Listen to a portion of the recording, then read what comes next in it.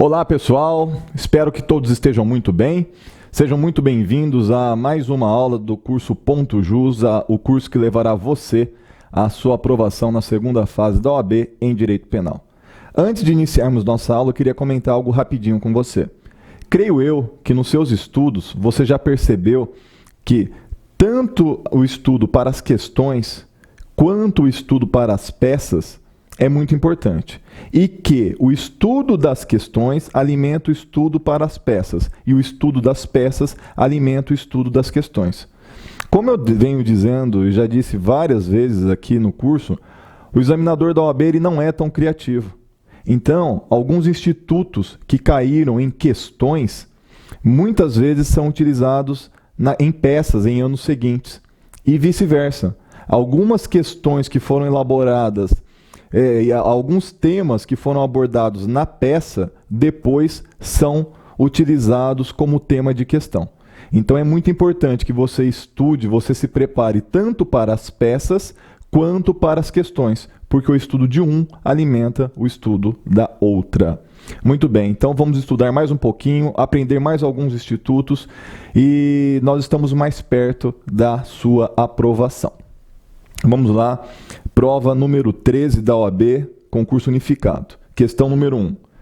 Gustavo, retornando para casa após ir a uma festa com sua esposa, é parado em uma blitz de rotina.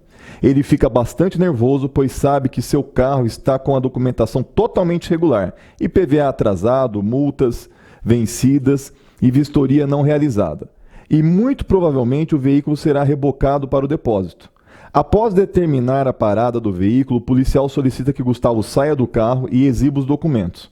Como havia diversos outros carros parados na fiscalização, forma-se uma fila de motoristas. Gustavo, então, em pé, na fila, aguardando sua vez para exibir a documentação, fala baixinho à sua esposa: "Vou ver se tem jogo.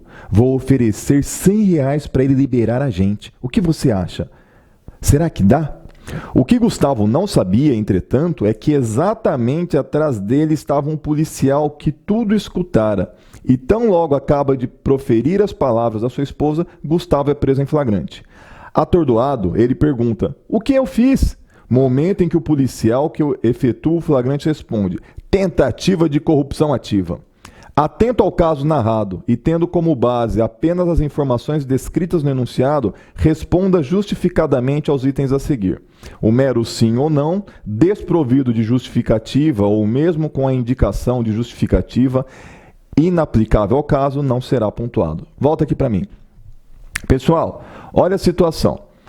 O Gustavo, ele é parado em uma blitz pelo policial. Ele sabe que o carro dele tem uma série de irregularidades e que o carro será rebocado. Ele, naquela situação, ele conversa com a esposa. Ele está conversando com a esposa. Ele pensa: a gente está enrolado, a gente está ferrado, então eu vou ver se o policial aceita R$100 para liberar a gente.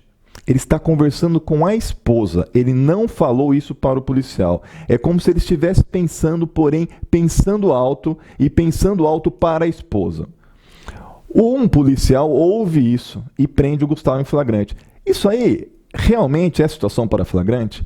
Ele realmente cometeu o crime de tentativa de corrupção ativa? Ele iniciou a prática do verbo do tipo? Creio eu que você já saiba que a resposta é não. Por quê? Nós sabemos que no nosso ordenamento jurídico, a mera intenção, o ajuste, os preparos para a prática de um crime, se o crime não inicia a execução, não há que se falar em tentativa. E nessa situação, o Gustavo está na situação de mero ato preparatório. Ele está conversando, ele está pensando, será que vale a pena? Ele está conversando, trocando uma ideia com a esposa dele. Ele não começou a sugerir ao policial, então não há que se falar em crime de corrupção ativa. Então vamos lá à questão que o examinador formulou para você. É correto afirmar que Gustavo deve responder por tentativa de corrupção ativa? A resposta: o artigo 333 do Código Penal prevê o crime de corrupção ativa incriminando a conduta de oferecer ou prometer vantagem indevida a funcionário público para determiná-lo a praticar, omitir ou retardar ato de ofício. No caso apresentado, Gustavo nem sequer iniciou a execução. devendo a conduta de Gustavo ser entendida como ato preparatório, o qual, nos termos do artigo 31 do Código Penal, não é punível, posto que o ajuste, a determinação ou instigação e o auxílio, salvo disposição em contrário, não são puníveis, se o crime não chega pelo menos a ser tentado. Assim, Gustavo não deve ser punido por tentativa de corrupção ativa. Volta aqui para mim. Esse artigo 31 é um artigo bastante importante, é um artigo que você tem que conhecer, você tem que levar para a prova, porque é uma tese de defesa muito interessante. Que vai dizer que o ajuste, a determinação, são meros atos preparatórios. E ato preparatório não é punido no nosso ordenamento jurídico. A pessoa que pensa em praticar um crime, a pessoa que compra uma corda para praticar matar alguém enforcado, a pessoa que adquire uma arma para praticar um homicídio, são atos preparatórios. Ela não responde pelo crime que ela pretendia praticar. Artigo importante, artigo 31 do Código Penal. Anota aí para você estudar e levar para a sua prova, que vai te ajudar. B. Caso o policial responsável por fiscalizar os documentos, observando a situação irregular de Gustavo, solicitasse quantia em dinheiro para liberá-lo, e Gustavo, por medo, pagasse tal quantia, ele, entre parênteses, Gustavo, responderia por corrupção ativa? Resposta. O artigo 333 do Código Penal estabelece o crime de corrupção ativa, incriminando a conduta de oferecer ou prometer vantagem indevida a funcionário público para determiná-lo a praticar, omitir ou retardar ato de ofício. Na situação apresentada, pagar quantia por medo não se enquadra no tipo penal do artigo 333 do Código Penal ou em qualquer outro tipo penal. Assim, Gustavo não responderia por corrupção ativa e sua conduta seria atípica. Volta para mim. Aqui nós temos um princípio implícito aqui na questão, que é o princípio da tipicidade, ou o princípio da legalidade. Só será punida a conduta que se enquadrar perfeitamente no tipo penal. Então, se não está tipificado na lei a conduta do sujeito, ele não responderá por crime algum. Aqui, o crime de corrupção ativa, que está no artigo 333, ele tem uma redação clara, que vai dizer que só pratica o crime quem oferece, e a conduta que é descrita pelo examinador não é de oferecer, ou promete vantagem indevida. No caso apresentado, Gustavo não teria nem prometido, nem oferecido vantagem indevida. Ele ficou com medo do policial, e por medo do policial, ele pagou a quantia. Essa conduta de pagar por medo não se enquadra no crime, no tipo penal, na lei que estabelece o crime de corrupção ativa, então não há que se falarem nesse crime. Muito bem, vamos para a segunda questão. Antônio, auxiliar de serviços gerais de uma multinacional, nos dias de limpeza, passa a observar uma escultura colocada na mesa de seu chefe. Com o tempo, o desejo de ter aquele objeto fica incontrolável, razão pela qual ele decide subtraí-lo. Como Antônio não tem acesso livre à sala onde a escultura fica exposta, utiliza-se de uma chave adaptável a qualquer fechadura, adquirida por meio de um amigo chaveiro que nada sabia sobre suas intenções. Com ela, Antônio ingressa na sala do chefe, após o expediente de trabalho, e subtrai a escultura pretendida, colocando-a em sua bolsa. Após subtrair o objeto e sair do edifício onde fica localizada a empresa, Antônio caminha tranquilamente cerca de 400 metros. Apenas nesse momento é que os seguranças da portaria suspeitam do ocorrido. Eles acham a estranha saída de Antônio do local após o expediente, já que não era comum a realização de horas extras, razão pela qual acionam policiais militares que estavam próximos do local, apontando Antônio como suspeito. Os policiais conseguem alcançá-lo e decidem revistá-lo, encontrando a escultura da sala do chefe em sua bolsa. Preso em flagrante, Antônio é conduzido até a delegacia de polícia. Antônio então é denunciado e regularmente processado. Ocorre que, durante a instrução processual, verifica-se que a escultura subtraída, apesar de bela, foi construída com material barato, avaliado em R$ 250, sendo, portanto, de pequeno valor. A FAC, Folha de Antecedentes Criminais, aponta que Antônio é réu primário. Ao final da instrução, em que foram respeitadas todas as exigências legais, o juiz, em decisão fundamentada, condena Antônio a 2 anos de reclusão pela prática do crime de furto qualificado pela utilização de chave falsa, consumado com base no artigo 155, parágrafo 4º, inciso 3 do Código Penal. Nesse sentido, levando em conta apenas os dados contidos no enunciado, responda aos itens a seguir. Pessoal, volta aqui para mim. Aqui, uma coisa que talvez vocês enfrentem na prova da OAB. São questões extensas, questões muito longas. E isso dá sono, isso te dá nervosismo muitas vezes, as palavras começam a ficar embaralhadas, você terá que ficar muitas horas sentado. Então, é algo que você deve se acostumar. Enunciados muito grandes. Porém, apesar do enunciado ser grande, muitas vezes a questão não é tão complexa assim. No caso aqui, essa questão não é de uma complexidade tão grande. E eu vou te mostrar isso. A pergunta do examinador. É correto afirmar que o crime de furto qualificado, que o furto praticado por Antônio atingiu a consumação? Justifique. Olha o que o examinador quer saber. O Antônio, ele efetivamente consumou o crime de furto? Por quê?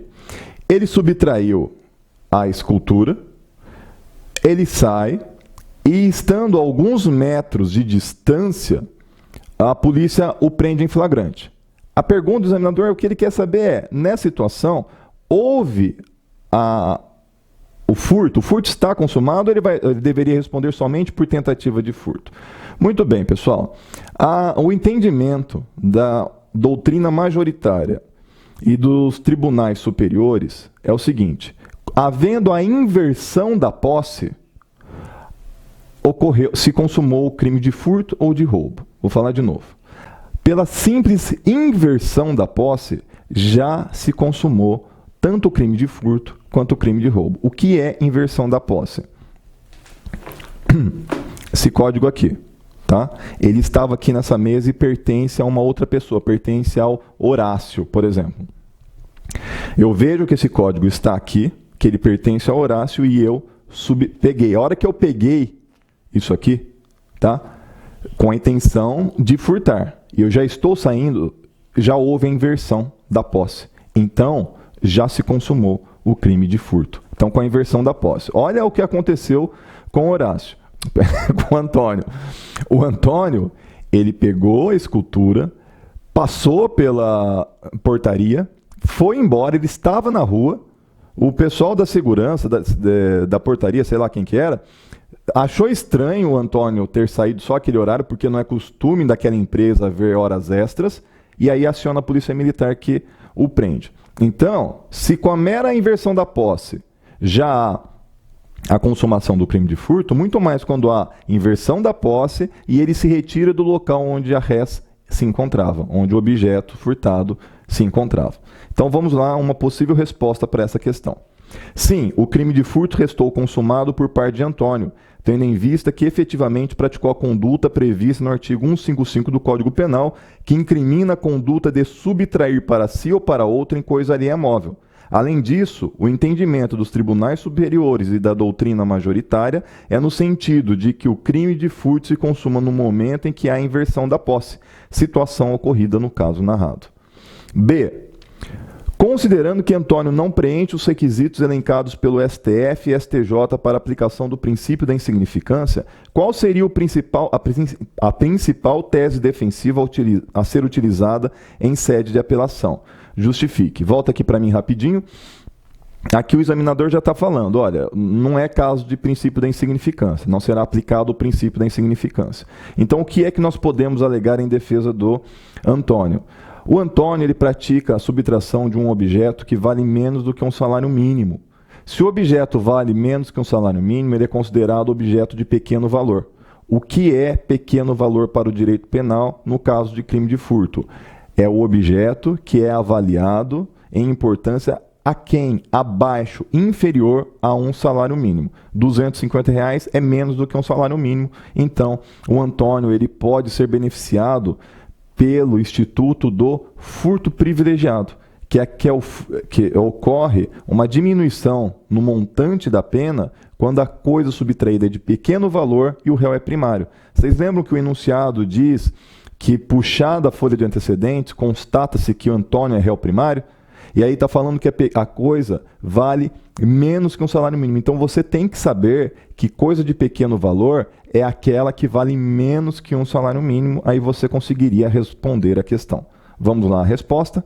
Em sede de apelação deve ser utilizada a tese de que Antônio deve responder por crime de furto privilegiado, nos termos do artigo 155, parágrafo 2º do Código Penal, tendo em vista que Antônio é primário e é de pequeno valor a coisa furtada.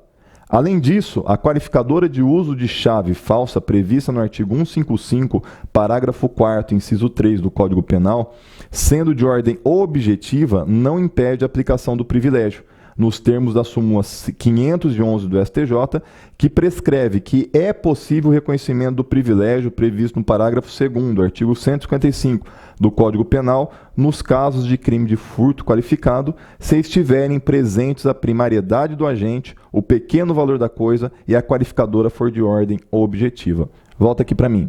O que é uma qualificadora de ordem objetiva? É aquela que diz respeito a algo que é concreto, que pode dizer respeito a todos. Não diz respeito ao sujeito, não é subjetivo. Deixa eu explicar melhor. O que é subjetivo? Por exemplo, MM. MM vocês já sabem, MM é a nossa técnica de imagem que não gosta de aparecer. MM, que time que você torce? Beleza. Qual é o melhor time de futebol, então, do Brasil para você? Tá, o Palmeiras. Isso é subjetivo. Por quê? Diz respeito a ela. Para ela, o melhor time é o Palmeiras. Para mim, é o Corinthians. Isso é algo subjetivo, diz respeito ao sujeito. Corinthians para mim, Palmeiras para ela. Muito bem. O que é de caráter objetivo? É aquilo que diz respeito a todos. Então, a primariedade do réu é algo de caráter subjetivo, que diz respeito a ele. Se o Antônio estivesse com o Horácio e o Horácio não fosse primário, a primariedade diria respeito somente ao Antônio, não diria respeito ao Horácio. Agora, se os dois tivessem se valido da chave falsa, o que ia acontecer? A chave é de caráter objetivo. A chave diz respeito a ambos. Não é de caráter subjetivo. Então, como a utilização de chave falsa é de caráter objetivo e não subjetivo, então não impede a aplicação do instituto do furto privilegiado. É isso que o examinador queria saber, se você sabia. Muito bem, vamos para o nosso primeiro intervalo. Já já nós voltamos.